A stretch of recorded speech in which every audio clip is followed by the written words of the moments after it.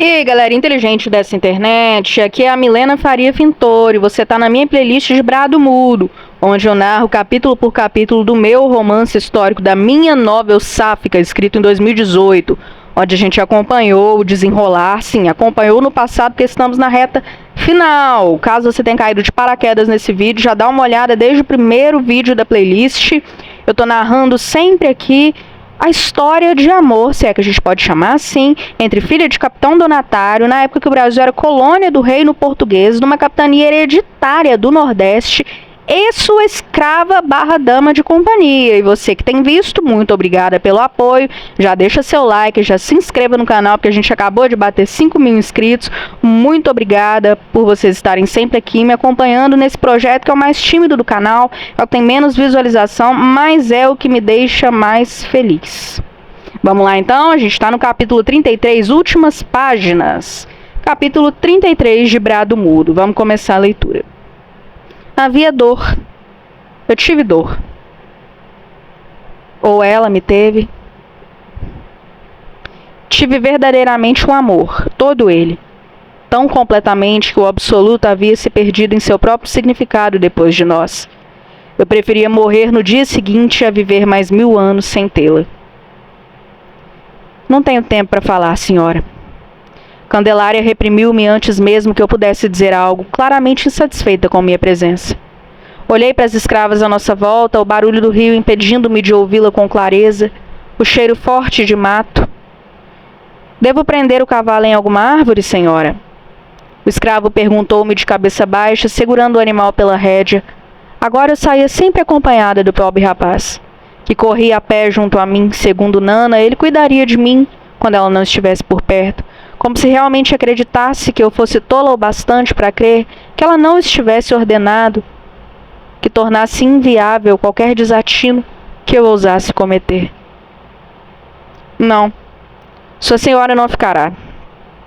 Candelário respondeu sem sequer nos olhar, cuidando de esfregar o lençol na água corrente, tratando de trazer aspereza às suas mãos. Em questão de tempo, o Padre Martim não estará mais derrubando a ponte que construímos para nossa felicidade. Eu menti, desejando que ela acreditasse, quando na verdade eu mesma sabia que não havia nenhuma, por mais insignificante que fosse, maneira de impedir meu casamento. Esfregava o tecido amarelado com força. E quem estará debaixo dessa ponte, minha senhora? Por cima de quem estaríamos passando? Ela foi irônica. Abaixei meu celular, tomando o lençol de suas mãos, lançando-o na direção do escravo, que se abaixou segurando o cavalo pelas rédeas, voltando à sua posição, fitando o chão coberto por grama, extremamente desconfortável por estar diante de nós.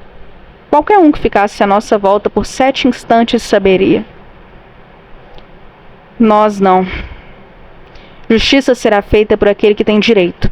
Heitor cuidará de vingar uma atrocidade da autoria de seu irmão e, consequentemente, tirará aquele monstro manipulador de nossas vidas. Não, eu sabia que aquilo não iria acontecer, eu sabia. Mas diria qualquer coisa que trouxesse Candelário de volta para meu quarto. Ela cravou as unhas em meu braço. Havia tanta tristeza em seus olhos. Não o suficiente a fazer nada contra seu próprio irmão. Não, vamos lá, vamos repetir. Não o influencia a fazer nada contra seu próprio irmão, ainda que tenha sido vítima de algo que eu sequer consigo imaginar. Nossas mãos não estão sujas o bastante. Nossa, gente, vamos reler essa frase aqui, ó. Não influencia a fazer nada contra seu próprio irmão, ainda que ele tenha sido vítima de algo que eu sequer consigo imaginar. Nossas mãos já estão sujas o bastante. Não condene mais ninguém ao nosso inferno. Mas é o único modo de nos amarmos. Eu sussurrei, escarmentada, mas ela soltou-me. Não, isso não é amor. Não se trata de amor, porque seus livros me ensinaram que amor é puro, ele é bonito, ele é prazeroso. E só o que temos é dor, não consegue enxergar isso? Heitor acendeu seu charuto. Em meu inconsciente, aquela figura me parecia maçante e repetitiva, como quando se espera pelo vermelho do pau-brasil e recebe o cinza de uma tarde nublada. Eu assistiria acender aquele mesmo charuto todas as tardes pelo resto das minhas tardes. Esse é nosso último dia como pessoas avulsas. Amanhã seremos um. Ele comentou com certa desesperança, apesar de animado. soprando a fumaça levemente azulada na direção oposta a mim. A voz aveludada, o tom baixo e terno. E como se sente em relação a isso? Eu indaguei, cerrando os olhos, fitando meus pés, a dar passos lentos enquanto caminhávamos. Se eu lhe confessasse que estou terrivelmente assustado, não diria a ninguém, não é? Ele deu uma piscadela, exibindo a barba por fazer, a pele dando indícios da queimadura do sol, os primeiros botões da camisa levemente abertos. Já não havia mais aquele grude similar em seus cabelos. As madeixas negras parcialmente compridas estavam secas, não ásperas, tão sedosas quanto a pele do corpo de minha Candelária. Eu deveria tê-lo tranquilizado, dito que seria algo semelhante a uma boa esposa, mas não me vestiria de tamanha tolice. Parei de caminhar e Heitor parou à minha frente, tirando o charuto dos lábios, desenhando uma expressão desentendida. Suspensórios frouxos caídos por sobre a calça. Eu estava voltando para casa, cavalgando devagar, o escravo ao meu lado, segurando o chicote que deveria estar ornando minhas mãos brancas. Entreguei um animal ao outro e segui andando em direção à casa. Mais uma vez, meu amor por Candelária desvendava segredos. Passei por aquilo que nomeavam de acomodação, próximo aos silos, onde as escravas de minha casa dormiam. Com incontáveis quartos na casa grande, as negras que faziam nossas refeições não pareciam dignas o bastante para dormir sobre o mesmo teto que nós. Lembro-me de ter diminuído a velocidade com que me movia, parando de caminhar quando me posicionei frente àquela porta. A última vez que eu havia estado ali, o vermelho do sangue de Candelária havia tingido meus olhos. Contudo, naquele momento senti tamanha indiferença pelo lugar. Ainda que soubesse que ela voltara para ali, as ameaças não se ornavam mais ao redor de meu corpo. Eu era martirizada com o fato de não poder. Não, tá errado. Eu era martirizada com o fato de não ter poder sobre aquela capa incumbida de resgatar minha alma. Levei a mão às frestas gritantes da ripa fina e desgastada que ficava no lugar da porta, tentando decidir se devia ou não abri-la. Havia deixado Candelária às margens do rio, cuidando das roupas dos senhores. Não tinha o direito de estar ali, mas voltar aos conceitos do que me era direito ou não soava um pouco sádico àquela altura. Eu já havia extrapolado todos os limites. Meus olhos se desviaram para a porta ao lado. A pequena faixa de tijolos erguidos em barro que dividia ambas ripas me guiou até a brecha. Como quando se sente a necessidade do silêncio, como quando se prende a respiração prestes a uma descoberta poderosa. Tirei os pés do chão, ordenadamente, um por vez, movimentando-me cuidadosamente para o lado, de modo a lançar meu olhar para dentro do cômodo, reconhecendo a voz de Heitor. Esperava vê-lo com uma das escravas da casa. Aquilo não seria passível de me causar nenhuma avaria, nada exceto a minha curiosidade latente em relação às bocas das quais meu noivo sentisse interesse verdadeiro em beijar. Sorri como uma criança que descobre algo proibido, extremamente curiosa para descobrir a moça com quem Heitor se deitava, já pressupondo que aquela certamente não seria a primeira vez. Heitor deitado sobre o fino colchonete no piso de barro, o peito descoberto, os joelhos erguidos de modo a apoiar as costas da moça sentada sobre ele, suas mãos enroladas nos cabelos loiros da moça branca. Eu tendo à espinha a sensação gélida que o clima da metrópole costumava me causar. Os lábios de meu noivo engolindo a pele de seu pescoço, enquanto ela sussurrava coisas que eu preferi não ter ouvido, enquanto ria, abraçando-o de volta. A traição permeava os viés da minha realidade. O círculo bordava quinas, onde as figuras que eu detinha como pessoas por quem eu devesse querer continuar para não desapontar com a dor de minha partida, me despedaçavam sem piedade, sem qualquer sombra de remorso. Dei 2 passos para trás, desejando não ter feito nenhum barulho que os pudesse despertar de tal frenesi. Soltei o ar, dando as costas para Heitor e Mia. Não lamento jamais por amá-lo, disse, enquanto caminhávamos, fitando-o com indiferença. olhando-o ajeitar os suspensórios nos ombros, como quem não tivesse acabado de vê-lo se deleitando com luxúria, com minha própria irmã.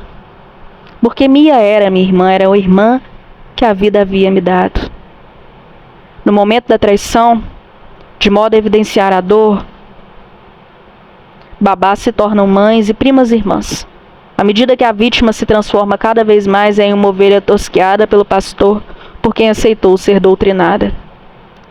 Voltamos então a permear a temática amorosa. Ele riu, voltando a fumar, como se sentisse aliviado por eu ter dito algo que a ele pareceu tão banal, como se por paranoia minha ou clareza dos fatos, quando parei de caminhar, tivesse pensado que seria repreendido por seu pecado. Se soubesse que meu agradecimento era imensamente maior que minha raiva, eu não os odiava, eu jamais os odiaria. Por um instante, se não fosse toda a dor na qual minha alma estava mergulhada, eu me sentiria feliz por Mia ter encontrado amor em Itaruçu. Mas lamentava pelo seu ser tão proibido quanto o meu. Sei que lhe seria dolorido ouvir tal coisa se não pensasse exatamente o mesmo em relação a mim. Voltei a dizer vagarosamente, sendo trazida, raptada para nossa conversa. Eu não me importo que ame outro alguém. Ele comentou impaciente, com o fato de estarmos parados no meio do pátio, impedindo Mia de sair das instalações fétidas das escravas, sem que nós a víssemos. Me afastei significativamente, decidindo gritar por ele, como quem não soubesse sua localização assim que os vi. Assim que me apareceu montado, com as camisas para fora da calça e os cabelos desgrenhados, trazendo-me um sorriso aos lábios, observando sua figura assustada, justificando-se sem que eu o pedisse, dizendo ter estado nadando. Pedi que me acompanhasse até a casa grande para conversarmos, fingindo não perceber seu incômodo evidente e sua terrível tentativa, patética, de tentar tirar-me dali. Pois me importo que se interesse por minha prima, eu silabei. Heitor ergueu o queixo levemente, mirando a casa grande a poucos passos de nós, como quem percebe que ensaiou tanto para uma peça para a qual ninguém se deu o trabalho de comparecer. Era uma criança frustrada, movendo o peito ritmadamente, respirando de maneira ofegante, lançando o charuto ao chão, pisando sobre ele em seguida como quem quisesse ganhar tempo. Eu espero que acredite que não era minha intenção enganá-la, Normadin, tampouco com alguém de vossa família. Ele foi seco, sem sequer me olhar, metendo as mãos no bolso das calças. Contudo, a ama. Assegurei, observando-o amassar o charuto com força no chão, como quem procura o lugar para onde ir enquanto foge. Mia a tem como uma irmã. Nós não planejamos isso. Ela jamais pretendeu decepcioná-la. Ela vive dia após dia mergulhada em culpa. Precisa acreditar que ela ama Normadin. Ele pareceu afobado, como quem esperava ser interrompido e precisava despejar as palavras com destreza na tentativa de me convencer de algo que pensasse importar para mim. Logicamente Mia me amava, assim como eu a amava de volta. Nunca duvidei de seu amor. Os homens comumente não permitem que amor e caráter se misturem. Ninguém deve se culpar por amor, Heitor. Eu conheço bem as condenações impostas aos amores proibidos. Ele lançou-me um olhar munido de uma sombra de incredulidade, decidindo se devia ou não confiar em mim. Eu não lamento por não termos conseguido nos gostar como homem e mulher. Caso me amasse, eu não perdoaria o fato de eu enganá-lo com outra pessoa. Deu 2 passos em minha direção, servindo de certo desespero, segurando meu rosto entre as mãos de maneira quase violenta, desprovido de qualquer sutileza, porém despropositalmente, estalando a língua, como quem se frustra de repente e tenta assimilar o que acabara de ouvir. Eu prometo que serei um bom marido. Eu serei o homem que a senhora merece. Eu já lhe disse isso outras vezes. Eu juro que farei o possível para honrá-la e não voltarei meus olhos para vossa prima novamente. Tampouco qualquer outra mulher que não seja aquela a quem eu pertencerei. O desespero me parecia tão imbecil. Os conceitos de dignidade se esvairiam naquele momento. Meneei a cabeça negativamente, ainda entre suas mãos, diante de seus olhos amedrontados. Os planos do jovem Heitor se desconstruíram diante de mim e sua fraqueza me causava impaciência. Eu procurava um aliado, não um menino chorando. Não o faça, meu noivo, eu não poderei prometer o mesmo. Dei as costas, cruzando os braços com certo pesar, enfadada, desejando entrar. Não viverei sem o consolo de quem amo e não ouse me decepcionar de maneira tão grandiosa, destinando-me ao choro de seu abandono. Não seja menos homem que vosso irmão. E o que quer que seja feito? Ele arrulhou em meus ouvidos, encostando seu corpo em minhas costas, deixando-me perceber seu tremor. Esse casamento precisa acontecer, Normandy. Não desista de nós. Não conte a ninguém, eu suplico. E não contarei também. Não estamos lidando com ameaças desnecessárias, Heitor. Sussurrei de forma tranquilizadora enquanto um homem passava por nós carregando lenha. Não preciso de um casamento. Preciso que saibam que estou casada. Virei a cabeça de modo que ainda de costas eu o visse respirando ofegante atrás de mim, com os lábios contraídos e as mãos fechadas em murros. Haverá um casamento amanhã, mas não uma noite de núpcias. Caso se atreva a me tocar, eu contarei a Afonso sobre você e Mia. E ainda que não esteja em meus planos prejudicá-la, eu direi. Direi que a enganou, a encantou e ela se deixou seduzir e não haverá intimidade entre nós. Certo? Mas eu não acredito que eu lhe pareça tão terrível assim. Contornou minha cintura com as mãos, levando-me para mais perto de si, afundando a cabeça em meu pescoço. Não me castigue dessa maneira. Não se escolhe a quem amar. Já prometi lhe ser fiel. Dê-me um casamento decente. Seja minha mulher. Não estamos falando de castigos. Pertence a uma pessoa somente. Não me entregaria a você. Contanto, não lhe cobrarei fidelidade. Viva seu amor proibido com Mia da mesma forma que tenho feito e farei com quem amo. Soltou-me rindo de maneira a ser ouvido, se colocando em minha frente cauteloso. Se eu dissesse a seu pai o que tem feito, segundo o que acaba de me dizer, ele teria que me compensar por tamanha imundície e logo eu pediria que me desse Mia como esposa. O que a faz pensar que eu não faria isso depois de vossa confissão? Mia não fará dono dessas terras. Ri de volta, respondendo-o com o óbvio. Eu não lhe tocaria se não quisesse. Eu não conseguiria tocar uma mulher que não me deseja, Normandy. Não faria nada para constrangê-la. O que a faz pensar que eu valha tão pouco assim? Sua voz soou branda, como se mudasse o discurso. Desculpe-me se isso sou ofensivo. Qualquer homem se lisonjearia em tê-la como esposa, mas você ama minha prima. Já sei. Compreendo. Como eu queria ter me apaixonado por você, Heitor. O beijei, prendendo meus lábios fechados junto aos seus, vendo fechar seus olhos enquanto os meus os observavam. Talvez antes desse lugar, talvez antes de quem conhecia aqui, eu teria amado. Eu sussurrei, como quem captura de seus olhos o que ele pensava. Antes de Taruçu, talvez tivéssemos sido amantes, talvez tivéssemos sido aliados, talvez tivéssemos sido marido e mulher, mas não nessa vida, não nessa terra. Estamos chegando à reta final. Você vem comigo para ouvir o capítulo 34?